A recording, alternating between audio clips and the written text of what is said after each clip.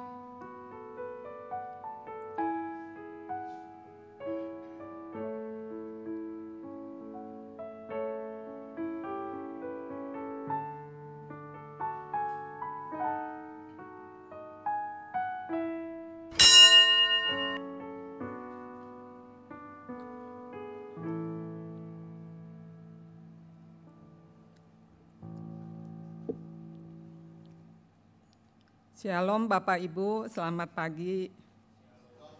Selamat pagi. Puji Tuhan pagi ini atas perkenanan Tuhan kita bisa beribadah bersama di pagi hari ini. Kami menyambut Bapak Ibu yang baru pertama kali beribadah di GKI Taman Aries. Apabila ada, mohon kesediaannya untuk berdiri di tempat.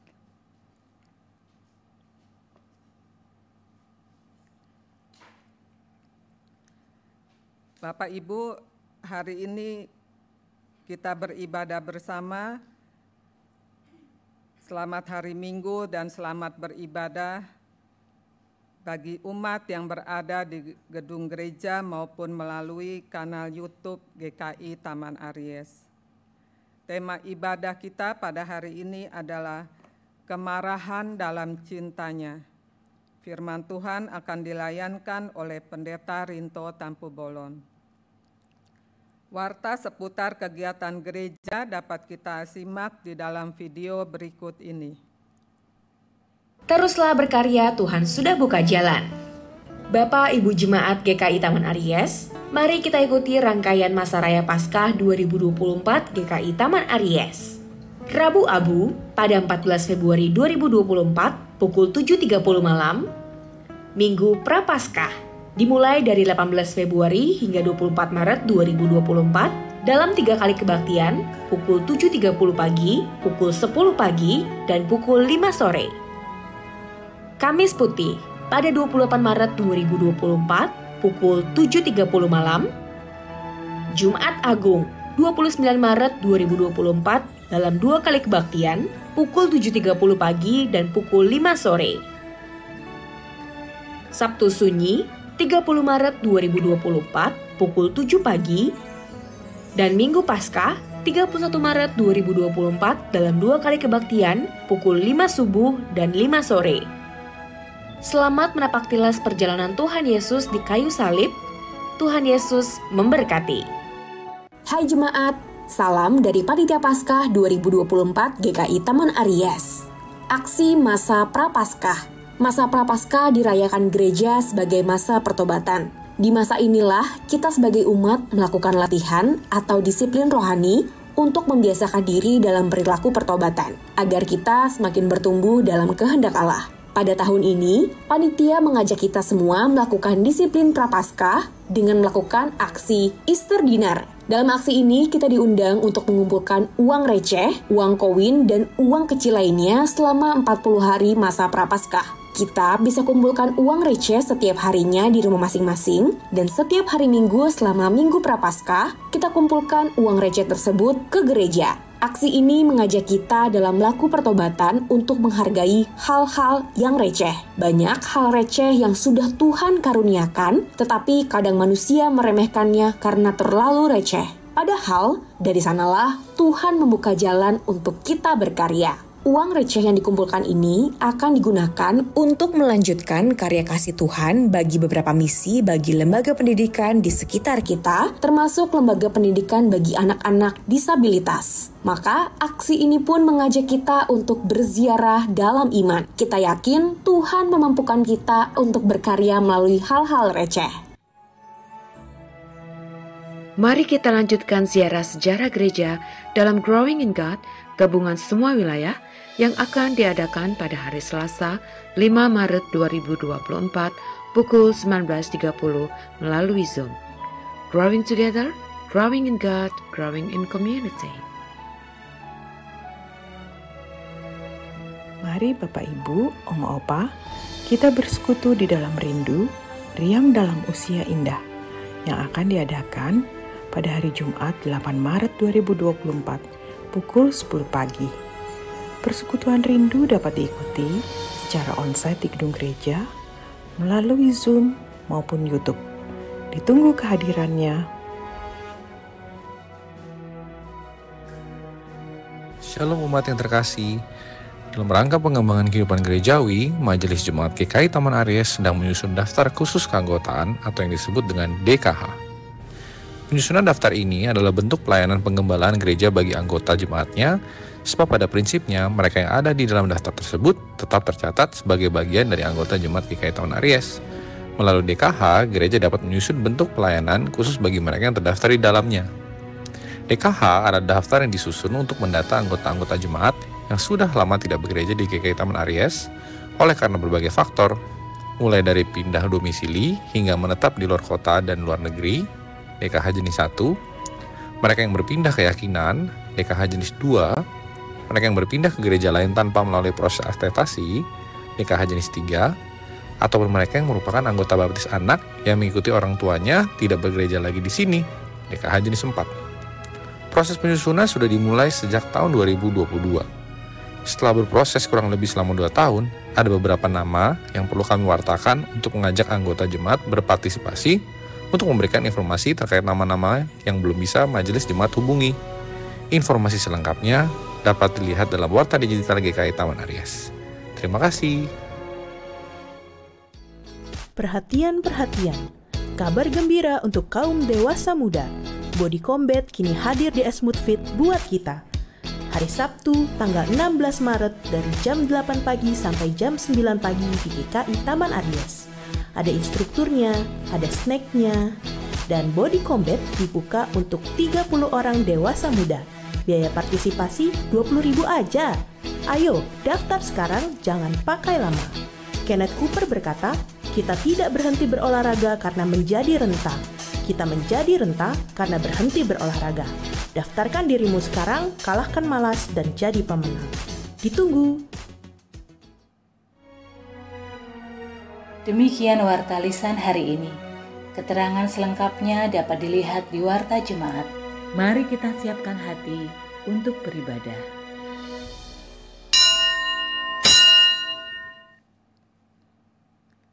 Marilah kita memasuki Minggu Prapaskah 3 dengan menyalakan sebuah lilin, suluh yang menuntun langkah kita untuk menghayati arti cinta Yesus bagi umat-Nya.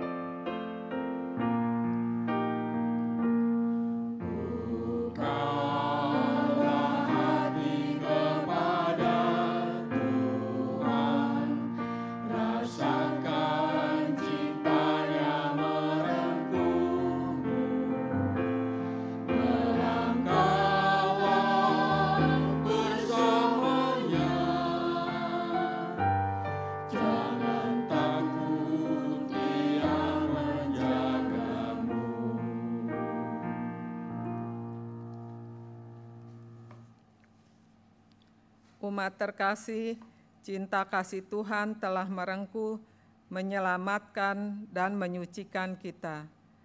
Ia hadir di sini saat ini, maka marilah kita tundukkan hati menghadap Dia. Kami siap sembah sujud kepadanya.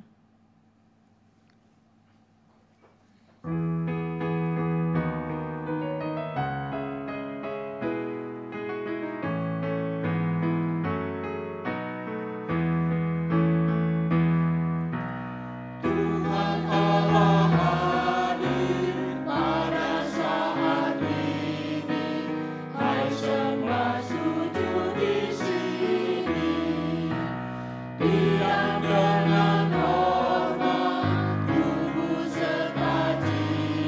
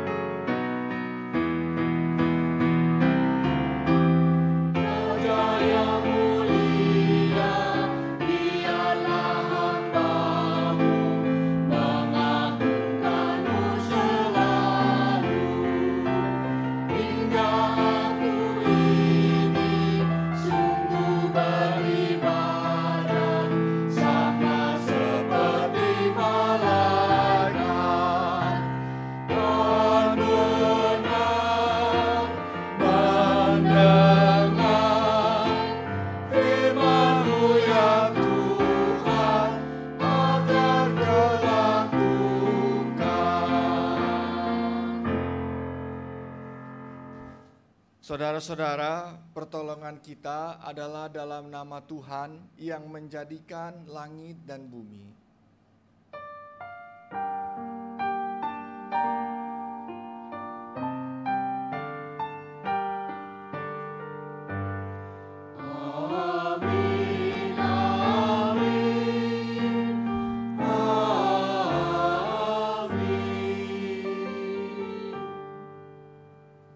Tuhan beserta saudara. Dan beserta saudara juga.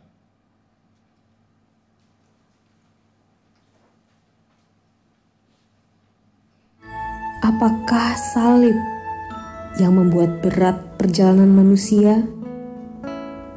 Atau di balik salib itu, sesungguhnya manusia memikul juga kehormatan, kekuasaan, harga diri, dan bahkan kekayaan.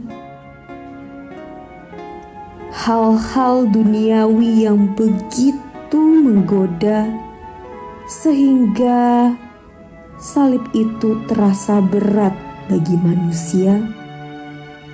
Bukankah seharusnya semua anugerah itu menjadi saluran berkat bagi orang lain? Tapi mengapa manusia malah memikulnya sendirian?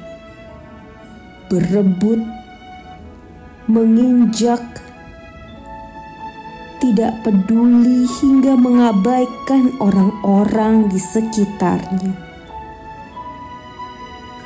Jelas saja jika Allah marah, Dia murka. Sebab Dia tidak suka akan ketidakadilan dalam penyalahgunaan kekuasaan. Karena dalam cinta kasih-Nya, Ia memperjuangkan keadilan dan kebenaran.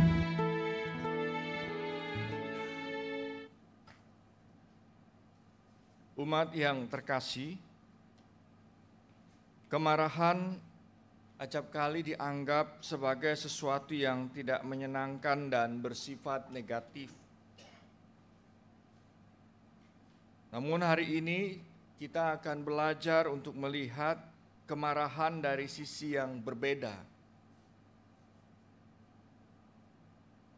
Kemarahan Yesus semata-mata dilakukan karena cinta kasih-Nya. Ia tidak menyukai ketidakadilan.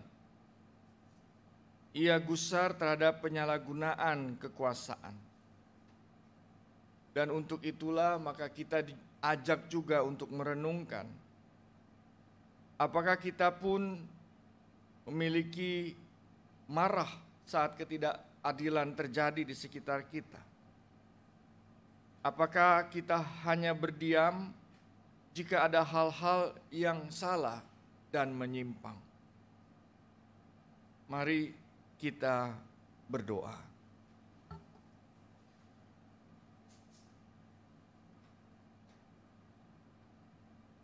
Bapa yang penuh kasih, sungguh besar cinta kasih-Mu bagi kami. Namun terkadang kami mendukakan hati-Mu melalui sikap hidup kami. Ampunilah dosa dan kesalahan kami. Janganlah amarah-Mu menghukum kami, melainkan kasihanilah kami yang berdosa ini. Ajarlah kami untuk menjaga hidup kudus dan menyatakan kebenaran.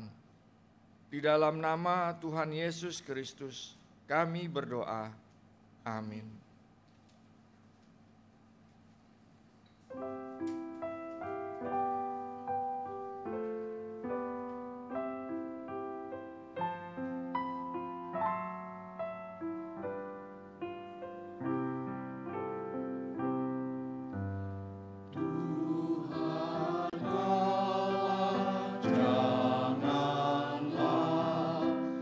Kau menghukum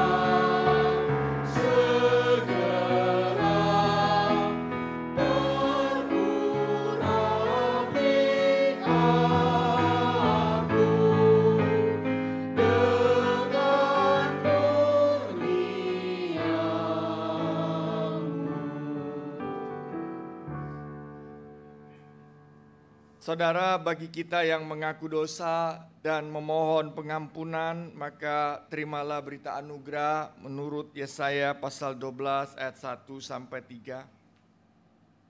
Pada waktu itu engkau akan berkata, "Aku mau bersyukur kepadamu, ya Tuhan, karena sungguh pun engkau telah murka terhadap aku, murkamu telah surut dan engkau menghibur aku.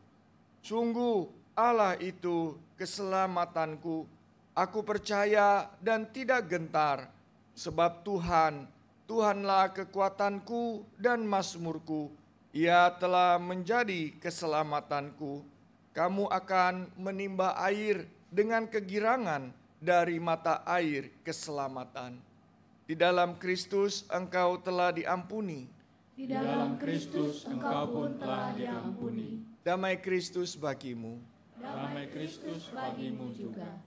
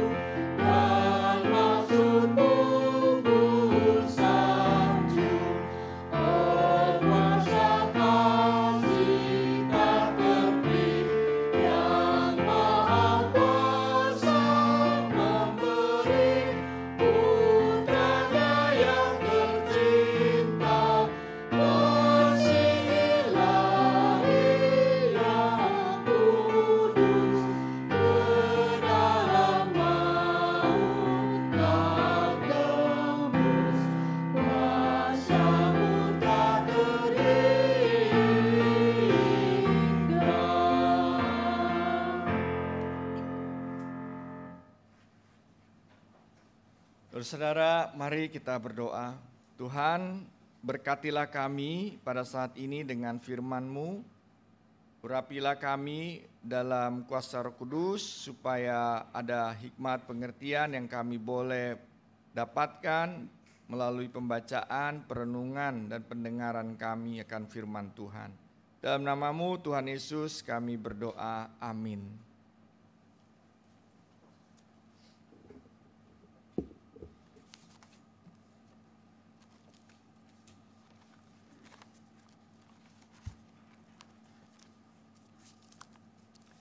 Bacaan pertama dari Keluaran 20 ayat 1 sampai 17.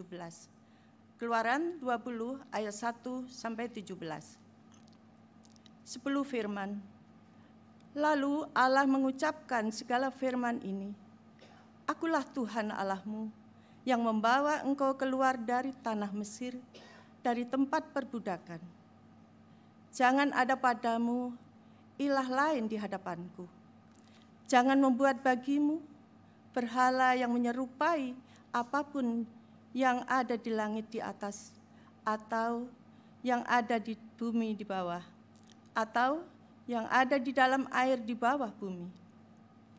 Jangan sujud menyembahnya atau beribadah kepadanya, sebab Aku Tuhan, Allah yang cemburu, yang membalas kesalahan bapa kepada anak-anaknya, sampai kepada keturunan ketiga, keempat dari orang-orang yang membenci Aku.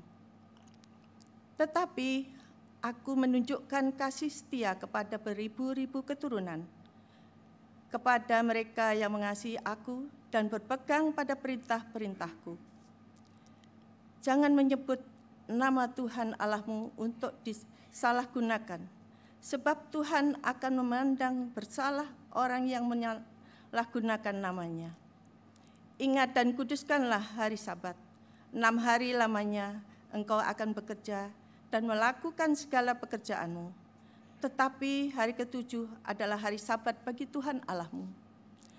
Jangan melakukan pekerjaan apapun, engkau, anakmu laki-laki atau perempuan, hambamu laki-laki atau perempuan, hewanmu, ataupun pendatang di dalam kotamu. Sebab 6 hari lamanya Tuhan menjadikan langit dan bumi, laut dan segala isinya, dan Ia berhenti pada hari ke-7. Itulah sebabnya Tuhan memberkati hari Sabat dan menguduskannya. Hormatilah ayahmu dan ibumu, supaya kamu hidup lama di tanah yang diberikan Tuhan Allahmu kepadamu. Jangan membunuh, jangan berzina, jangan mencuri, jangan memberikan kesaksian dusta terhadap sesamamu. Jangan mengingini rumah sesamamu, hambanya laki-laki atau perempuan, lembunya atau keledainya, atau apapun milik sesamamu. Demikianlah sabda Tuhan.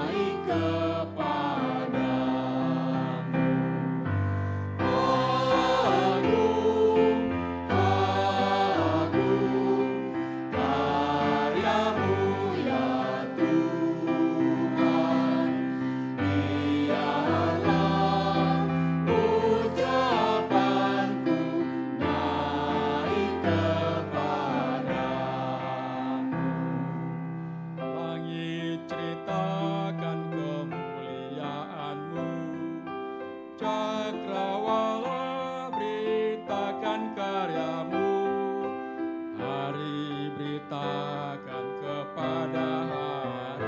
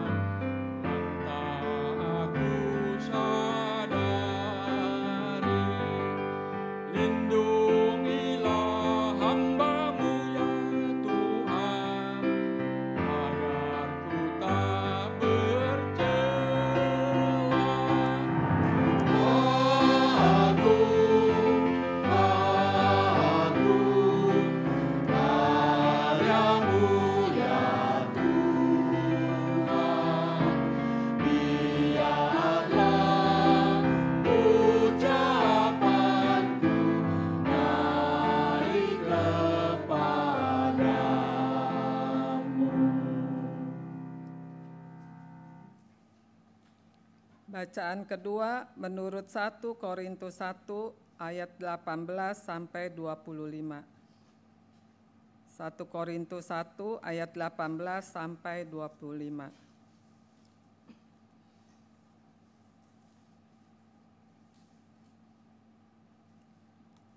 Sebab pemberitaan tentang salib memang adalah kebodohan bagi mereka yang menuju kebinasaan.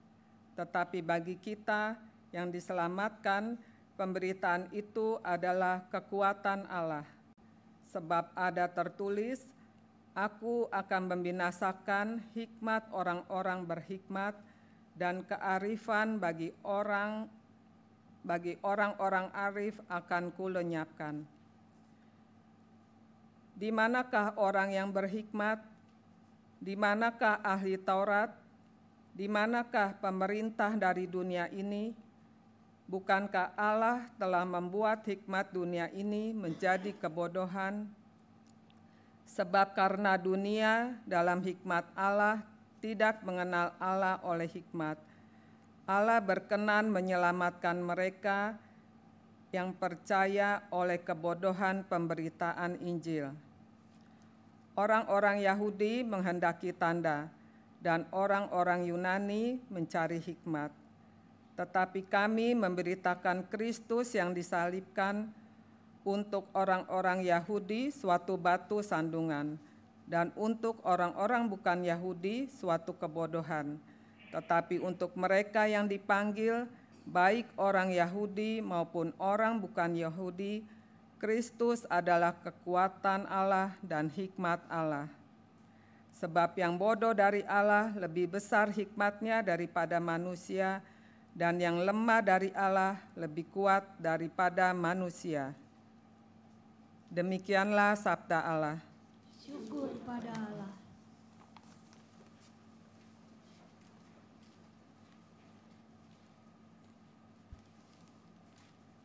Injil Tuhan kita Yesus Kristus menurut Yohanes pasal 2 ayat 13 sampai 22.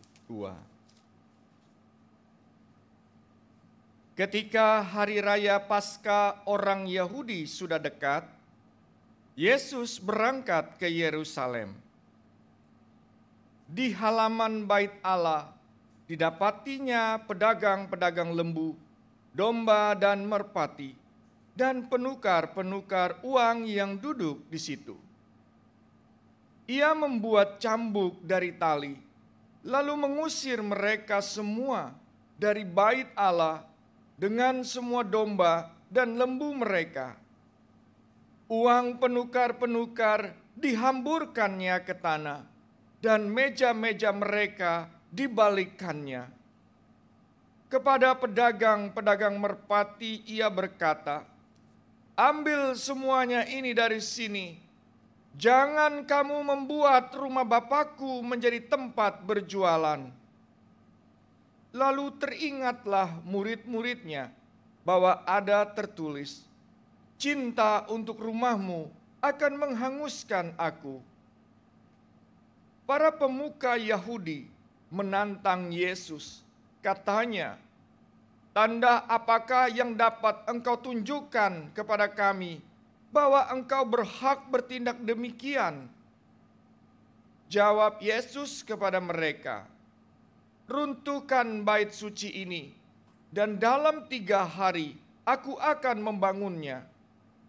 Lalu kata para pemuka Yahudi itu kepadanya, 46 tahun orang mendirikan bait suci ini, dan engkau dapat membangunnya dalam 3 hari?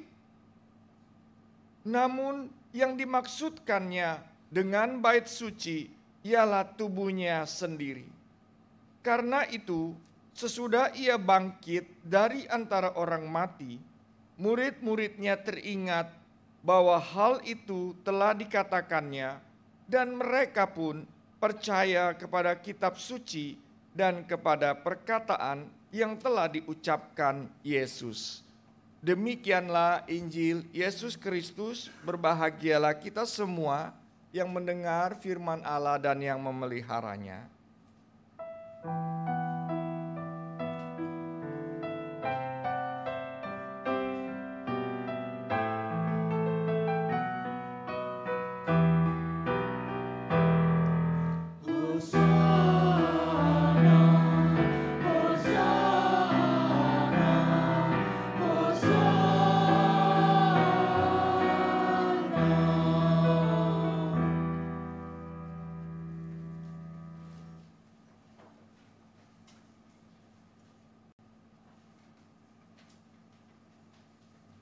Selamat pagi Bapak Ibu Saudara. Saya boleh tanya, siapa yang minggu ini lagi marah? Ada yang lagi marah-marah? Ada yang sampai seminggu ini masih marahan? Nah, ya. Lalu kalau kita tanya, memang nggak boleh marah Pak? Boleh atau tidak? Iya, biasanya suka marah bilang, boleh. Ya. Lalu kalau boleh, bagaimana cara marahnya? Hah? Karena tema hari ini kemarahan dalam cintanya. Kita bilang boleh marah-marah. Tuhan Yesus juga marah ya dalam cerita Alkitab tadi. Bahkan kalau kita lihat ya kemarahan kalau ditensi gitu, pakai tensi emosi, maka kemarahan yang Tuhan Yesus tunjukkan ini tampaknya kalau dilihat dari tensi emosi itu udah ada di puncak. Karena tensi emosi itu dia berbicara emosi, tindakan emosi yang di puncak itu, amarah itu adalah sudah terkait dengan barang-barang ya. Membanting barang dan lain-lain. Jadi Bapak Ibu tuh kita punya namanya tingkat emosi ya. Jadi kita bisa ukur nih emosi kita itu saat ini ada di mana waktu marah. Ya, jadi yang paling tinggi ada yang memaki-maki, ada yang merungut macam-macam. Tadi udah paling tinggi di atas itu, nomor 2 dari atas itu terkait dengan sudah mulai lempar barang, udah mulai hancurin barang dan lain-lain. Nah itu berarti dia udah melewati banyak emosi sebelum sampai di tingkat itu. Nah, tapi ada satu hal yang pada saat ini ketika kita sedang marah, atau kita sedang dalam kondisi masih marahan, maka kemarin hari Sabtu di dalam sapaan doa pagi ada satu pertanyaan Tuhan Allah yang kami baca pada waktu kemarin ketika Allah berbicara kepada Yunus. Karena pada waktu itu Allah berbicara kepada Yunus dan Yunus itu sedang marah. Nah, ada satu pertanyaan yang Allah ulangi 2 kali kepada Yunus pada saat dia marah. Nah, perkataan Allah itu adalah layakkah engkau marah? Jadi pada waktu Yunus marah, Allah bertanya pada dia, layakkah engkau marah? Lalu ketika Yunus marah lagi, Allah bertanya kepada dia, layakkah engkau marah? Rupanya satu hal ya, marah itu memang sifat ada bagian dari unsur manusiawi kita. Tetapi kemudian pada saat kita memarah, pada saat kita sedang marah, maka ada satu pertanyaan ilahi yang kita harus tanya juga dalam diri kita. Jadi ketika manusiawi kita ini bereaksi, maka manusiawi ini harus direspon dengan sesuatu yang ilahi. Nah, apa yang ilahi? Yaitu perkataan Allah, layakkah engkau marah? Ya, itu juga perkataan Allah kepada Kain. Kalau Bapak Ibu belajar lihat dalam perjanjian lama, mengapa hatimu panas seperti itu. Jadi Allah selalu bertanya. Nah, pertanyaan inilah yang menjadi penting untuk kita juga renungkan. Ini bukan persoalan tentang marahnya, bukan persoalan tentang manusiawinya, tetapi bagaimana ketika yang manusiawi ini bereaksi, maka yang manusiawi ini juga bisa dalam reaksi yang layak ya. Jadi ada amarah yang layak rupanya. Ada kemarahan yang layak untuk dimiliki oleh kita. Nah, ini yang menolong kita supaya terhindar kalau dibilang ada amarah yang layak, berarti ada amarah yang tidak layak untuk kita ungkapkan seperti itu. Nah, hari ini pembacaan kita mengajak kita ke sana Bapak Ibu. Dan saya mau membagikan ya tentang hal itu. Nah, yang pertama kita harus kenali Bapak Ibu ya, kenapa kita marah begitu ya. Ada 2 hal yang minimal kita harus sadari kenapa kita marah. Nah, yang pertama itu biasanya kita marah karena keinginan kita tidak terpenuhi. Kita punya keinginan, entah itu keinginan pada orang keluarga kita, kita punya keinginan, entah itu keinginan dalam pekerjaan kita, orang-orang yang bekerja bersama kita Kita punya keinginan bahkan di dalam pelayanan terhadap teman-teman dalam pelayanan kita. Kita punya keinginan, bahkan pada Tuhan Allah pun kita punya keinginan. Nah, seringkali amarah itu muncul pada saat keinginan kita tidak dipenuhi. Dipenuhi oleh keluarga kita, dipenuhi oleh orang-orang dalam pelayanan, teman sepelayanan kita, dipenuhi oleh teman sekerja kita, dan bahkan dipenuhi oleh Allah. Nah, itu yang membuat kita bisa kemudian muncul kemarahan. Lalu yang kedua, kita bisa marah karena apa? Karena kenyamanan. Jadi kita hidup sudah dalam kenyamanan, ada kenyamanan yang kita miliki, ada kenyamanan yang kita sudah rasakan, dan bahkan kita berjuang untuk mendapatkan kenyamanan itu. Lalu tiba-tiba kenyamanan itu kemudian berkurang, kenyamanan itu kemudian hilang, kenyamanan itu terganggu, dan itu yang membuat kita kemudian menjadi marah. Kita sudah nyaman di level tertentu di dalam status sosial kita, dalam status ekonomi kita. Tiba-tiba ada sebuah krisis, tiba-tiba ada sebuah peristiwa yang membuat kita tidak lagi, ekonomi kita, pekerjaan kita, apa yang kita miliki tidak lagi mampu untuk menunjang kenyamanan yang kita sudah rasakan di level tertentu. Lalu ketika itu turun dan kita harus menyesuaikan diri lagi dengan kenyamanan yang ada di level yang lain, maka kemudian kita pun marah. Kita sudah nyaman di dalam pelayanan, lalu tiba-tiba ada sesuatu yang terjadi di dalam pelayanan itu, ada perubahan-perubahan yang terjadi, maka kemudian kita pun menjadi marah. Ada kondisi di dalam keluarga, semua baik-baik, udah nyaman hidup, tiba-tiba ada salah satu anggota keluarga, entah siapapun yang ada di dalamnya, lalu kemudian memiliki sebuah tindakan dan sikap, dan kemudian kita tidak nyaman dengan perubahan itu, maka kita marah. Ada banyak alasan kenyamanan yang membuat kita marah. Dan itu terjadi secara real dalam hidup kita. Nah, karena itulah kemudian firman Tuhan bertanya, pada saat kita marah, maka kita harus ngecek kemarahan ini karena apa? Apakah karena keinginan yang tidak terpenuhi atau karena kenyamanan yang sudah terganggu?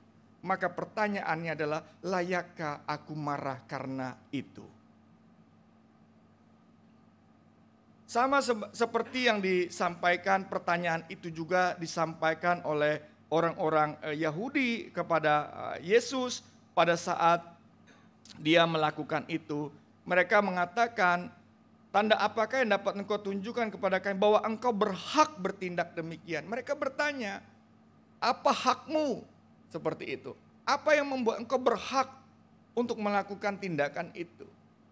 Jadi ada sebuah pertanyaan yang selalu kita ajukan. Pada saat kita memarah, kita harus tanya, layakkah aku marah? Lalu kenapa aku marah? Apakah karena keinginanku tidak terpenuhi atau kenyamananku yang terganggu? Maka ini akan menolong kita untuk memiliki tindakan amarah ya, yang bukan hanya manusiawi tetapi juga yang diperlengkapi secara ilahi. Nah, lalu pertanyaannya, apa sebetulnya yang ingin Yesus tunjukkan melalui peristiwa itu? Ketika Tuhan Yesus ada di bait Allah, lalu kemudian dia melihat ada banyak orang-orang di sana, ada banyak penukar-penukar uang. Kalau sekarang disebutnya apa itu ya? Penukar uang, money changer. Jadi money changer itu produk lama ya, zaman Alkitab udah ada gitu ya.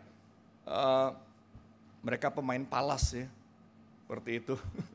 Nah, jadi ada sesuatu di situ terjadi. Sebetulnya apakah ini bicara tentang jualan gitu ya? Tidak boleh berjualan di bait Allah. Ya. Tidak boleh melakukan jual menjual di bait Allah. Apakah memang hanya sebatas itu? Apakah itu yang Yesus kemudian tegur di sana? Apakah itu yang membuat Yesus melakukan sebuah tindakan? Bapak Ibu, kalau kita membaca konteksnya, maka situasi jual menjual ini, dagang mendagang ini ya, perdagangan ini itu terjadi itu di pelataran bait Allah. Jadi dia belum masuk ke dalam bagian yang lebih dalam dari bait Allah itu. Nah, di pelataran ini memang ada bagian di mana orang-orang asing, orang-orang yang non-Yahudi, ya, orang-orang yang dianggap belum layak untuk masuk ke dalam bagian yang lebih dalam. Mereka berada di sana untuk beribadah juga. Nah, disinilah terjadi dagang berdagang itu, ya, di sebuah pelataran Bait Allah. Tapi kalau kita mempelajari konteksnya, pada saat itu dibilang ini terjadi pada hari menjelang Paskah. Maka Bapak Ibu, sebetulnya para pedagang ini sangat membantu. Tukang domba, tukang merpati, ya, tukang penukar uang itu sangat membantu. Karena apa? Karena ada aturan ya di dalam perjanjian lama, kalau mau menjelang Paskah maka semua laki-laki yang ada dimanapun dia harus datang ke Yerusalem. Mereka harus datang ke Bait Allah. Jadi orang-orang Yerusalem pada zaman Yesus ini bukan orang-orang Israel itu bukan orang-orang yang hanya tinggal di situ. Mereka banyak diaspora. Mungkin ada yang di daerah Syria, daerah Turki dan lain-lain. Karena apa? Karena peristiwa pembuangan yang terjadi. Ada orang-orang yang kembali, tapi ada orang-orang yang kemudian menetap di luar negeri. Istilahnya begitu. Tapi sekalipun mereka jauh dari Yerusalem, jauh dari Bait Allah, maka mereka harus mengikuti hukum Tuhan. Bahwa mereka laki-laki itu semua membawa keluarganya, mereka datang untuk ke Bait Allah dan membawa persembahan kurban. Nah, itu persoalannya. Bahwa orang-orang pedagang ini mengerti bagaimana mungkin mereka bawa dombanya tuh ya jauh gitu. Misalnya dari Turki, ya, mereka harus bawa dombanya dari sana untuk ke Yerusalem. Itu enggak mungkin. Itu enggak logis. Karena terlebih lagi domba-domba itu harus domba yang tanpa celah. Enggak boleh luka, enggak boleh lecet. Bagaimana membawanya? Nah, ini persoalan umat pada waktu itu. Lalu bagaimana diselesaikan persoalan umat ini? Maka kemudian disediakanlah domba-domba yang baik, domba-domba yang layak, burung merpati yang layak di situ. Untuk dibawa sebagai persembahan kurban. Nah, domba-domba itulah yang kemudian kalau kita Natalan, ya, kita diperdengarkan tentang domba-domba di Padang Efrata, itu peternakan domba untuk kurban yang dibawa untuk Paskah. Nah, jadi ini menolong sebenarnya, ini jalan penyelesaian. Jadi bukan tentang orang berdagang di situnya, tetapi ini sebuah jalan penyelesaian untuk menolong umat yang jauh, yang dari mana-mana itu kemudian bisa terfasilitasi untuk beribadah, membawa persembahan kurban bagi Allah. Tapi yang terjadi, sesuatu yang baik yang menolong itu kemudian dimanipulasi. Jadi apa yang baik yang diputuskan dalam pelaksanaannya kemudian itu bisa terjadi manipulasi. Apa yang terjadi di situ? Yang Yesus marah itu adalah sistem yang terjadi di sana. Bagaimana terjadi sebuah pernikahan atau perkawinan antara penguasa, antara agama, dan antara bisnis. Jadi 3 hal ini Bapak Ibu, itu terjadi di Bait Allah itu. Penguasa yang memiliki kekuasaan kemudian berkolaborasi dengan apa? Dengan pemimpin-pemimpin agama.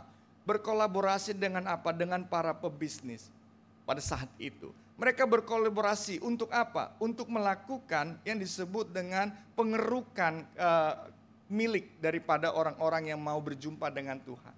Di situ ada penindasan Bapak Ibu. Yang Yesus kritik, yang Yesus banting di situ, yang Yesus marah di situ. Dia marah pada sebuah sistem yang dibangun di dalam sebuah penindasan. Karena sesuatu yang berbahaya ketika penguasa yang memiliki aturan, yang membuat sebuah aturan, lalu kemudian dengan dibekali dengan agama, yang dimana kekuasaan itu kemudian dilegitimasi oleh agama, oleh ayat-ayat suci seperti itu, lalu kemudian di dalamnya dia berjumpa dengan para pebisnis, di mana bisnis itu kemudian menjadi jalan untuk mengeruk sebuah kekayaan atau keuntungan pribadi. Maka disinilah persoalan yang terjadi di Bait Allah. Yesus marah terhadap itu. Karena itu mereka dengan sengaja di pusat jantung kehidupan rohani spiritual, mereka menindas umat yang kemudian ingin berjumpa dengan Allah. Ada sebuah penindasan di sana. Dan Bapak Ibu, sistem ini kalau Bapak Ibu pelajari, ini sistem yang terus ada di dalam dunia ini sampai sekarang. Karena itu sebuah kehidupan dunia ini kalau sudah terjadi perkawinan tiga ini, maka di situ akan terjadi sebuah penindasan. Apa yang membuat penindasannya terjadi? Karena ada kerakusan di sana. Jadi para penguasa dan kaum agawan ini mendapatkan keuntungan dari siapa? Dari bisnis yang ada, yang dilindungi, yang dilabeli, sehingga umat itu tidak bisa lagi untuk keluar dari situasi seperti itu. Mereka datang, mereka menyiapkan domba, lalu kemudian datang. Lalu si kaum agawan ini bilang, ini dombanya tidak layak. Mereka menentukan supaya apa? Semua dibilang tidak layak, supaya apa? Supaya mereka beli domba yang ada di situ. Lalu kemudian orang yang memiliki domba di situ, dia naikkan harga yang lebih tinggi dari yang layak. Dia naikkan itu. Lalu kemudian apa yang terjadi? Dia mendapatkan kekuatan hukum di situ. Kamu boleh lakukan itu karena penguasa mengizinkan itu terjadi. Sehingga penukar-penukar uang juga begitu. Ketika mereka membawa persembahan, mereka tidak boleh untuk memberikan persembahan dari mata uang Romawi. Kaum agawan dan penguasa di sana menetapkan harus diubah menjadi sikel. Uang yang untuk bait Allah. Tetapi kemudian ketika mereka tukar, maka kemudian di situ sudah diatur bahwa harga yang diberikan itu jauh lebih tinggi dari yang layak. Sehingga kemudian orang-orang yang datang, orang-orang miskin, orang-orang susah, yang tidak mampu, yang dia hanya punya sebegitu, maka dia punya dua hal yang terjadi. Dia akan menjadi semakin miskin karena dia harus mengeluarkan lebih daripada yang seharusnya. Atau kemudian dia tidak menjadi bisa untuk datang kepada Tuhan. Dan ini persoalan yang sangat rumit. Dan didiamkan oleh semua orang. Yesus datang. Dia tunjukkan wajah manusia. Dia tunjukkan wajah kekuasaan. Dia tunjukkan wajah agama. Dia tunjukkan wajah bisnis yang ada. Bukan Yesus membenci mereka, tidak. Tetapi dia mengobrak-abrikan, dia menegur, dia memarahi. Memarahi sistem yang dibangun di sana. Supaya apa? Apakah karena Yesus menjadi orang sosialis? Bukan. Yesus melakukan itu dengan tujuan yang pertama, supaya umat itu dimerdekakan dari penindasan itu. Dari penindasan sistem yang ada. Orang-orang yang ingin berjumpa dengan Allah itu tidak bisa. Karena dia dihadang oleh sistem itu, penindasan itu. Yesus mau marah karena tujuan untuk memerdekakan orang-orang ini. Lalu kemudian Yesus marah di situ untuk memerdekakan siapa? Dia untuk membebaskan orang-orang yang melakukan ini dari penindasan akan hawa nafsu. Jadi Yesus marah kepada siapa? Yesus marah kepada sesuatu yang di luar, yang menguasai kehidupan manusia itu. Yang membuat manusia itu menindasi yang lain dan ditindas oleh yang lain. Yesus mau bebaskan itu, Bapak. Jadi Yesus marah bukan untuk mengungkapkan sisi kemanusiaan. Tapi kemarahan yang Yesus lakukan itu adalah kemarahan untuk menyatakan rahmat Tuhan. Itu perbedaannya. Kemarahan yang Yesus tunjukkan bukan untuk memuaskan keinginan atau kenyamanan yang terganggu. Tetapi untuk menolong orang-orang yang ada di bait Allah itu kemudian memiliki kemerdekaan kembali untuk bisa berjumpa dengan Bapa dan kemudian untuk menjadi imam, pebisnis dan juga penguasa yang mengalami perjumpaan juga kembali kepada Bapa. Dia mau bebaskan dua-duanya. Dan itu yang kita belajar. Bahwa ada sebuah kemerdekaan yang menjadi isu atau topik teologis dari pembacaan kita. Kalau kita membaca di dalam kitab Ulangan tadi Bapak Ibu, kita sudah tahu tentang 10 hukum ini, 10 firman. Kita sudah tahu tentang 10 firman itu. Jangan ini, jangan itu. Itu bicara tentang apa? Kalau kita membaca di ayat awalnya, dikatakan demikian. Lalu Allah mengucapkan segala firman ini, Akulah Tuhan Allahmu yang membawa engkau keluar dari tanah Mesir, dari tempat perbudakan. Lalu setelah itu, maka Allah merinci apa yang kita lakukan. Rincian ini itu terkait dengan cara Allah mengingatkan kita supaya tidak tetap hidup dalam perbudakan. Orang Israel dilepaskan Allah dari perbudakan Firaun, dari kekuasaan Firaun. Tak ada yang bisa membebaskan mereka selain kuasa dan tangan kasih Allah. Setelah mereka bebas, Allah mengerti bahwa betul kekuasaan Firaun itu tidak lagi menindas mereka. Tapi ada satu hal, Allah mengerti bahwa manusia itu dalam dirinya, dia bisa menindas dirinya sendiri. Dia tidak memerdekakan dirinya. Karena itu 10 perintah Tuhan ini terkait dengan bagaimana hidup saya itu bisa memiliki kemerdekaan. Bagaimana hidup saya itu bisa tidak saya tindas. Saya tidak hidup di dalam perbudakan. Maka kalau kita lihat di situ Bapak Ibu, dia berbicara tentang apa? Bahwa manusia itu dia bisa mengalami perbudakan pada kekuasaan manusia yang di luar Allah.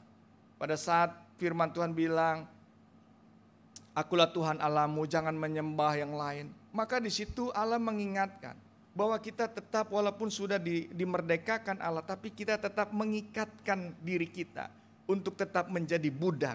Bagi apa? Bagi kekuasaan manusia yang di luar Allah. Allah membebaskan kita, kita mengikatkan diri untuk menjadi hidup dalam perbudakan. Lalu kemudian ingatlah hari Sabat. Apa yang Allah ingin? Supaya kita itu bebas, merdeka, tidak hidup dalam perbudakan akan pekerjaan. Jadi diingatkan, kamu udah dimerdekakan, karena itu kamu tidak hidup dalam perbudakan akan pekerjaan. Allah memberikan 6 hari dikatakan. Lalu kemudian hormatilah orang tuamu, ya, supaya lanjut. Apa yang Allah inginkan? Supaya kita tuh tidak hidup dalam perbudakan akan kebebasan tanpa otoritas. Orang tua diberikan Allah untuk memiliki otoritas yang dari Tuhan untuk menuntun kita. Tetapi anak-anak bisa memberontak pada orang tua. Dia sedang memberontak pada otoritas yang Allah berikan pada orang tua di situ. Karena itu diingatkan, kamu harus tidak diperbudak oleh apa? Oleh kebebasanmu, keinginanmu untuk bebas dari sebuah kebebasan yang tanpa otoritas, yang menjaga. Lalu jangan membunuh dikatakan. Allah mau mengatakan apa? Mau mengatakan bahwa kita jangan dibudak oleh amarah. Karena pembunuhan itu terjadi karena amarah. Ada orang yang karena 1000, kita tahu tempat parkir, karena cuman dikasih 1000, dia bisa marah. Lalu kemudian melakukan sesuatu yang jahat.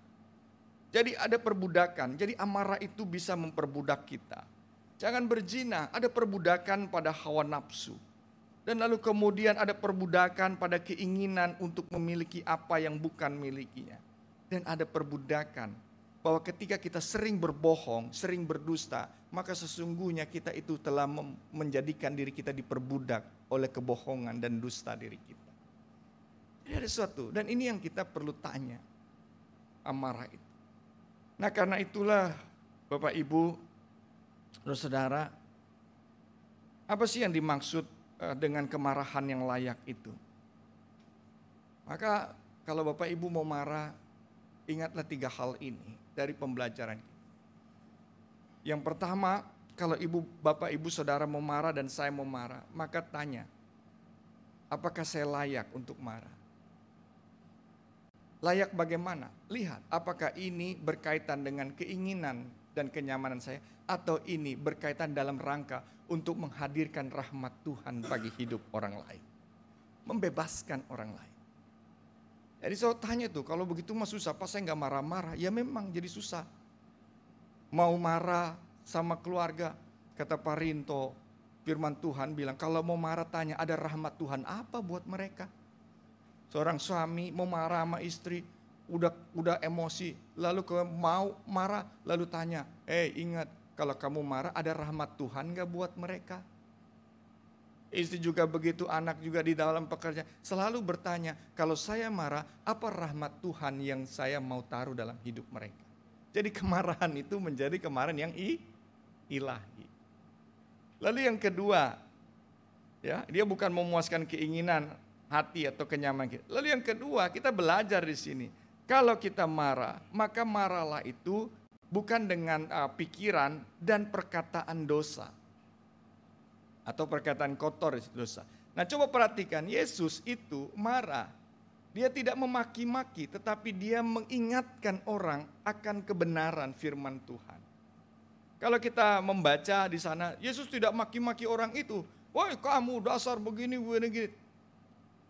Yang Yesus sampaikan itu kepada mereka adalah kebenaran firman Tuhan. Jadi marah itu layak ketika kemarahan itu adalah kemarahan yang membuat orang itu akhirnya mengerti kebenaran firman Tuhan. Makanya dia bilang, dia kutip ayat Alkitab itu. Ya. Lalu kemudian dia tunjukkan kepada bahkan peristiwa untuk kematian dan kebangkitannya. Sehingga murid-murid orang-orang itu ingat, oh cinta untuk rumahmu akan menghanguskan aku. Kemarahan itu dia menolong orang untuk mengingat firman Tuhan. Itu menjadi kemarahan yang layak. Jadi kemarahan yang bukan kemarahan dengan pikiran dan perkataan yang dosa, yang kotor.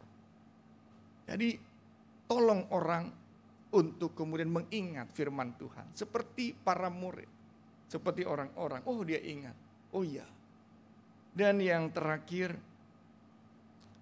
kemarahan itu dia harus mengembalikan, tujuannya adalah mengembalikan setiap orang itu pada kebenaran Allah. Jadi tujuan kemarahan itu adalah mengembalikan mereka, membebaskan mereka dari sebuah penindasan, baik yang dilakukan oleh dirinya sendiri ataupun oleh sebuah sistem. Dengan demikian kemarahan itu menjadi layak di hadapan sesama dan di hadapan Tuhan. Jadi hari ini Bapak Ibu, kalau masih marah, ayo mari kita tanya 3 itu. Layak nggak saya? Coba uji dengan 3 itu. Saya marah nih sama teman saya. Kemarahan saya ini mendatangkan rahmat untuk dia atau tidak? Tanya yang kedua, kemarahan ini kemudian membuat dia mengingat akan firman Tuhan dalam hidupnya atau tidak?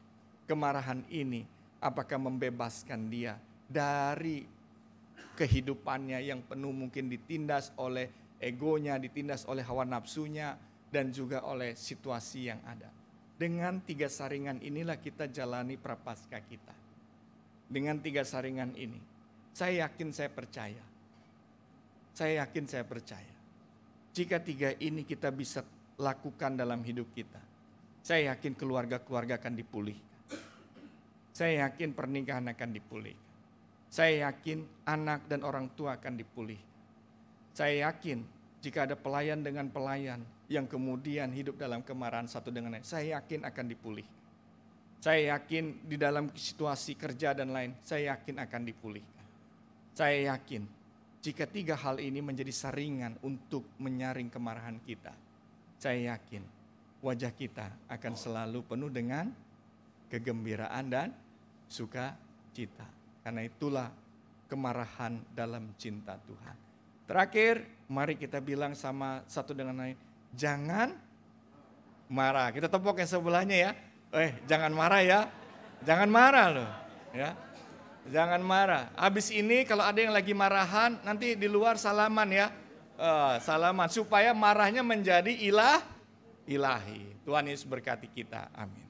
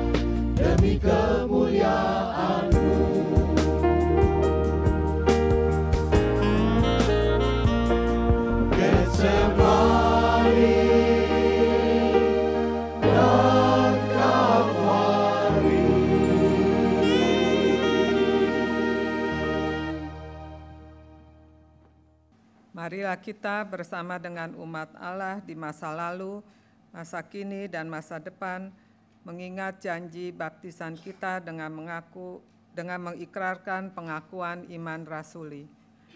Aku percaya kepada Allah, Bapa yang Maha Kuasa, Khalik langit dan bumi, dan kepada Yesus Kristus, Anaknya yang tunggal Tuhan kita, yang dikandung dari Roh Kudus, lahir dari anak darah Maria, yang menderita sengsara di bawah pemerintahan Pontius Pilatus, disalibkan, mati dan dikuburkan, turun ke dalam kerajaan maut.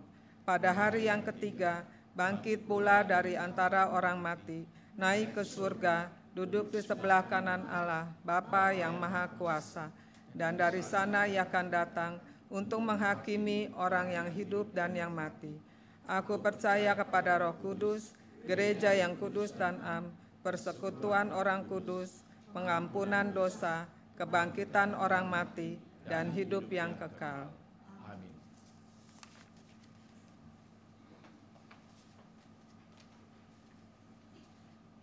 Mari kita berdoa.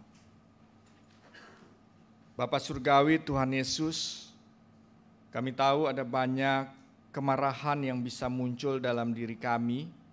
Secara khusus kemarahan itu mungkin terjadi sepanjang minggu ini.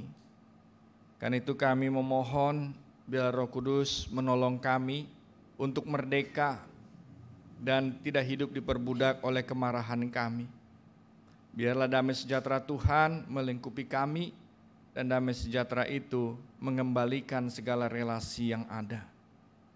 Tuhan Yesus, kami juga berdoa untuk seluruh kemarahan-kemarahan yang ada di dalam kehidupan bernegara, berbangsa dan bernegara. Kami berdoa Tuhan, biarlah kemarahan yang ada bukan menjadi kemarahan yang liar, kemarahan yang membuat kehidupan berbangsa dan bernegara menjadi semakin rumit, karena kami tahu ada banyak orang yang akan mengalami justru penderitaan. Tetapi kami memohon pimpinan Roh Kudus agar kemarahan yang ada untuk apapun yang ada, biar itu dapat dikelola untuk membawa rahmat Tuhan bagi bangsa dan negara. Menolong setiap orang untuk dibebaskan dari perbudakan akan dirinya sendiri. Tuhan Yesus, kami juga berdoa agar kiranya amarah dalam dunia ini boleh dikembalikan dalam kondisi yang damai.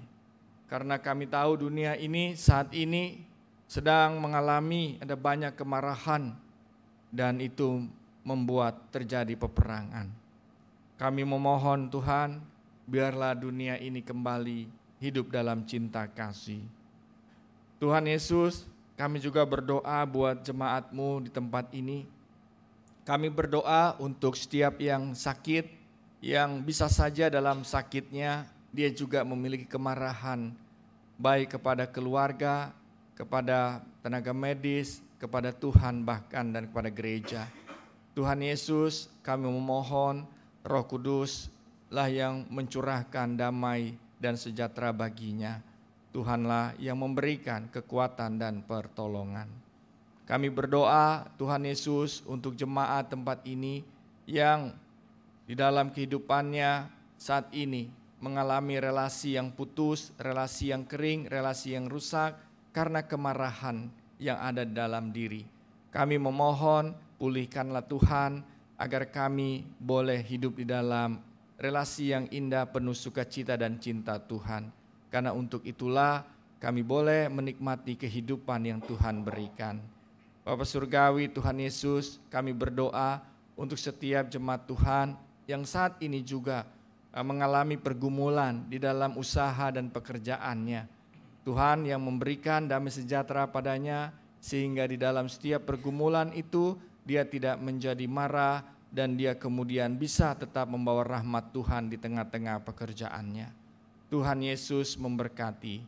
Tuhan Yesus, kami juga memohon berkat-Mu bagi pelayanan di GKI Taman Aries ini, agar pelayanan yang ada adalah pelayanan yang membawa cinta kasih Tuhan, agar para pelayan juga boleh hidup dalam cinta kasih Tuhan. Karena hanya di dalam cinta kasih Tuhan, maka pelayanan menjadi pelayanan yang membawa rahmat dan sukacita bagi diri dan sesama. Terima kasih Tuhan Yesus, ini doa syafaat kami yang kami naikkan hanya di dalam nama-Mu, Tuhan Yesus Kristus, Tuhan dan Juru Selamat kami yang hidup. Amin.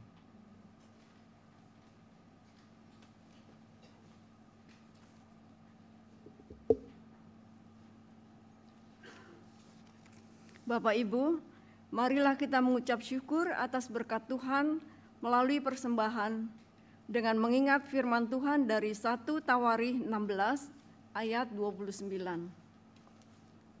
Berilah kepada Tuhan kemuliaan namanya, bawalah persembahan dan masuklah menghadap Dia.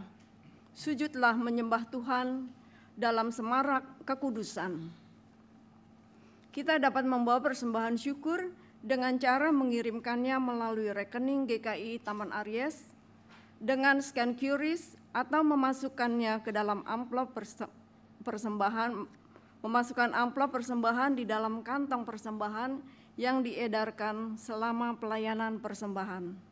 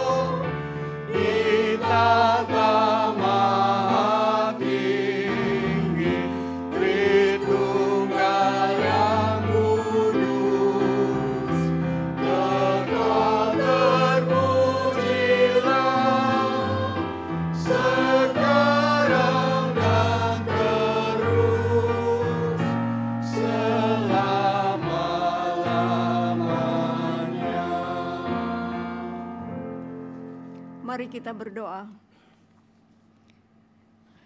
Bapa yang Maha Kasih, kami mengucap syukur atas anugerah-Mu. Kini kami membawa persembahan sebagai ungkapan syukur. Pakailah persembahan ini untuk mewujudkan kasih-Mu. Ajar kami untuk mempersembahkan hidup kami bagi kemuliaan-Mu.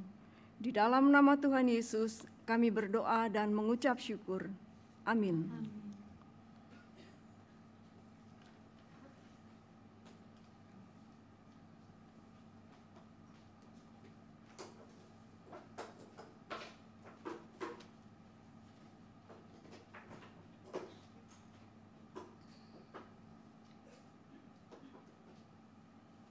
Saudara-saudara, sebagaimana Tuhan Yesus menyucikan bait Allah, Ia pun menyucikan hidup kita sebagai bait-Nya. Ia menghendaki kita untuk menjaga kekudusan dengan terus mengarahkan hidup kepadanya. Kini mari wartakanlah kabar keselamatan dan nyatakanlah cinta kasih-Nya pada sesama dan semesta.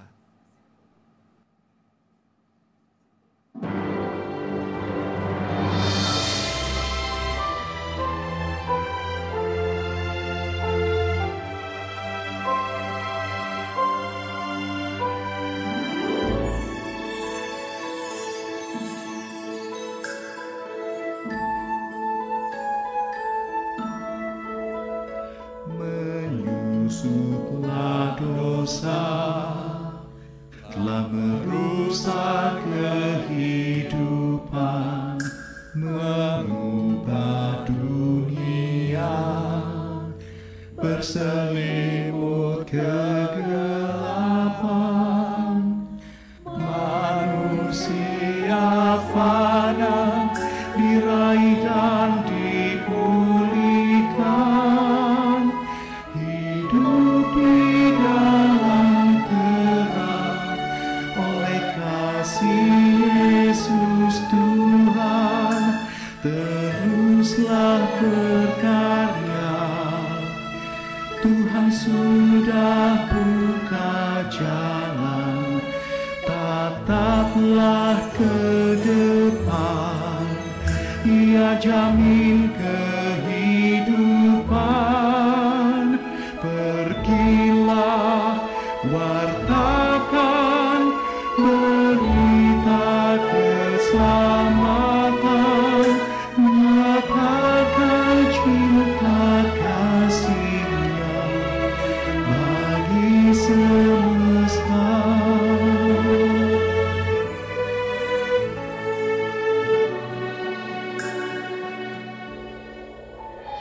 Di salib Golgota, tempat Yesus menderita, namun bagi kita itulah bukti cintanya. Saat penuh tanya, bimbang dan ragu menerpa, tetaplah kau percaya, anugerah-Nya selalu nyata. Teruslah berkarya, Tuhan sudah buka jalan, tataplah ke depan, Ia jamin kehidupan. Pergilah, wartakan berita keselamatan, nyatakan cinta kasih-Nya bagi semesta.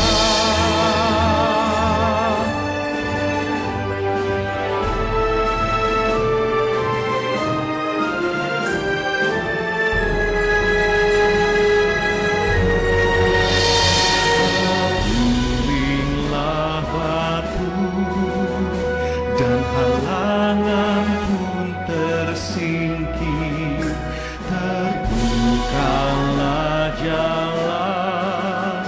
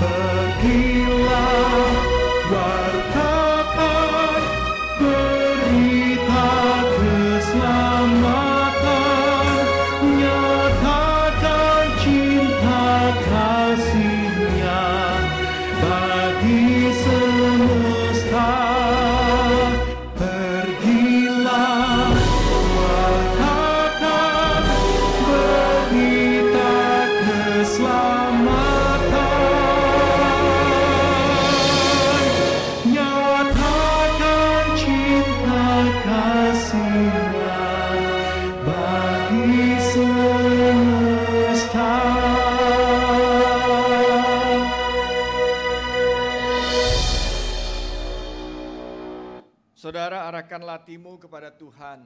Kami mengarahkan hati kami pada Tuhan. Jadilah saksi Kristus. Syukur pada Allah. Terpujilah Tuhan kini dan selamanya. Imanilah berkat Tuhan yang menyertai saudara. Berkat dari Allah Bapa, Anak dan Roh Kudus menyertaimu dan memampukanmu untuk senantiasa hidup dalam kekudusan serta menghadirkan cinta kasih Allah dari sekarang sampai selama-lamanya.